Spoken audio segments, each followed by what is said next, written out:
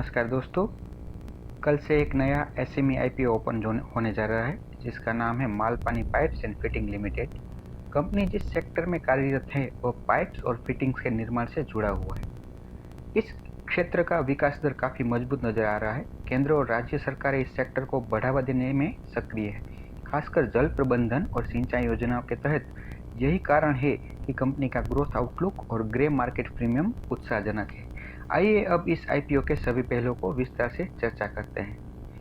IPO की opening कल से यानी कि 29 जनवरी 2025 को खुलेगा और 31 जनवरी 2025 तक आप सब्सक्राइब कर सकते हैं उसमें।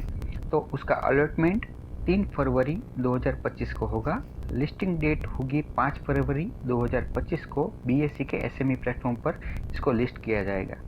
प्राइस बैंड इसका रहेगा 85 रुपीज़ से 90 रुपये के बीच और मार्केट कैप इसका है 97 करोड़ रहेगा।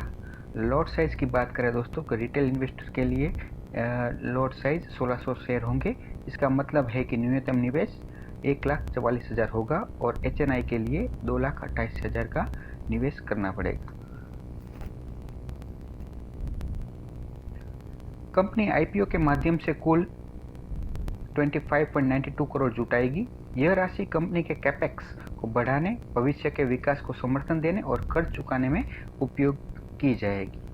अगर इसका वित्तीय प्रदर्शन देखें तो सेल्स ग्रोथ FY21 में 34 करोड़ था, FY22 में 82 करोड़ था, FY23 में 141 करोड़ मल्टी ग्रोथ देखने को मिल रहा है।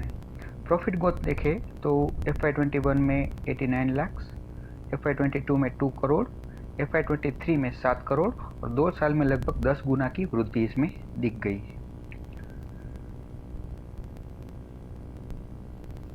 पी रेशियो देखें तो यहाँ पे 13 है, आरओई है 71%, प्राइस टू बुक वैल्यू है 2 जो थोड़ा मुझे अधिक दिख रहा है। डेट टू इक्विटी अपेक्षाकृत उच्च स्तर पर है। Malpani pipes and fitting limited pipes और फिटिंग्स के निर्माण में विशेषज्ञ है। HDPE pipes, MDPE pipes, LLDPE pipes, sprinkler और ड्रिप पाइप्स, PVC पाइप्स और उससे संबंधित सेवाएं। इसके अतिरिक्त कंपनी ट्रेडिंग में भी शामिल है और ग्राहकों को विभिन्न सेवाएं प्रदान करती है। कंपनी की शुरुआत 2 मैन्युफैक्चरिंग यूनिट से हुई थी, लेकिन आज यह 10 प्रोडक्शन लाइन्स पर काम कर रही है। वर्तमान में इसकी उत्पादन क्षमता 11,500 मैट्रिक टन प्रति वर्ष है। 2024 इंडस्ट्री आउटलुक के अनुसार इसे भारत के टॉप 10 इरिगेशन इक्विपमेंट मैन्युफैक्चरर में शामिल किया गया है।